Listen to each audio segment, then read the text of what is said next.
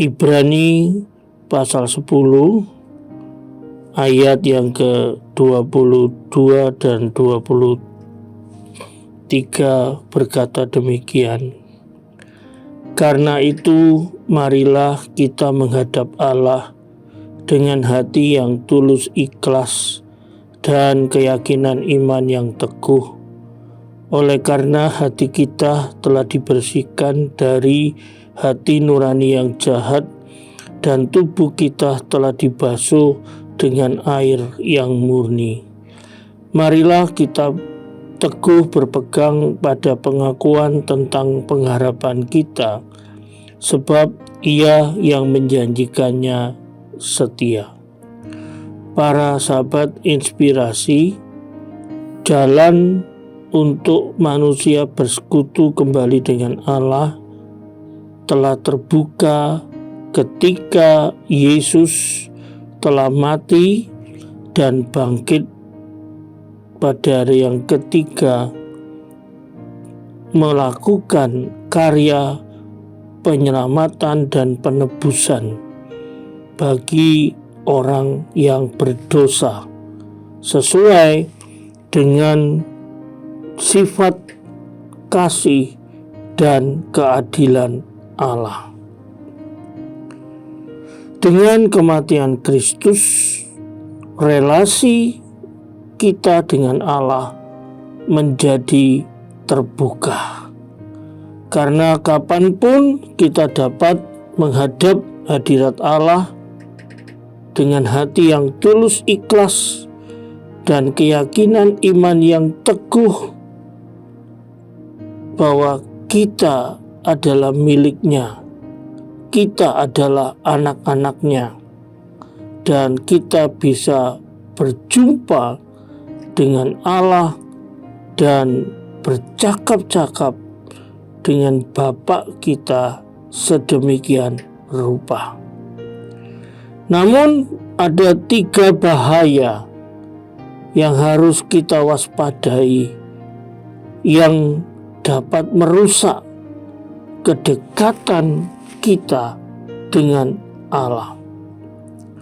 Ibrani 10 ayat 25 berkata, janganlah kita menjauhkan diri dari pertemuan-pertemuan ibadah kita seperti dibiasakan oleh beberapa orang, tetapi marilah kita saling menasihati dan semakin giat melakukannya menjelang hari Tuhan yang mendekat.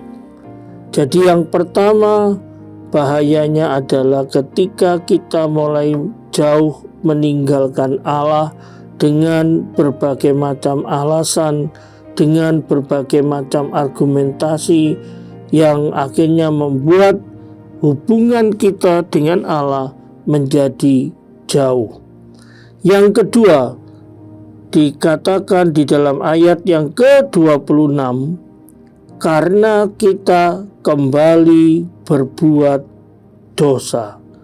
Ibrani 10 ayat 26 berkata, sebab jika kita dengan sengaja berbuat dosa sesudah memperoleh pengetahuan tentang kebenaran, maka tidak ada lagi korban untuk menghapus dosa kita. Jadi dosalah yang akhirnya membuat relasi yang dekat antara kita dengan Allah menjadi rusak.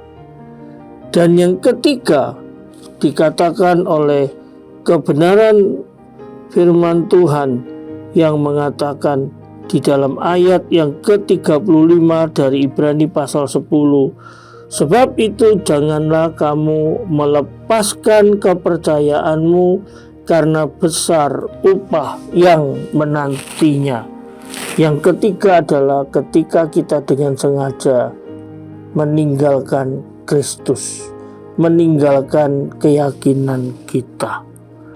Maka ketika kita jauh dari Tuhan, tidak lagi bersekutu dengan Dia, ketika kita hidup di dalam dosa, dan ketika kita dengan sengaja melepaskan iman kepercayaan kita kepada Allah, maka keintiman relasi kita dengan Allah menjadi rusak.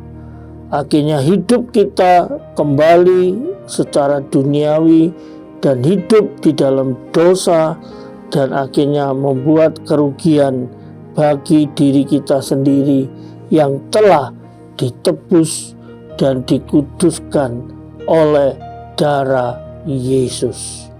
Keputusan kita hari ini adalah jangan pernah kita menyia-nyiakan korban penebusan Kristus yang telah membuka jalan bagi hidup kita untuk berjumpa dengan Allah.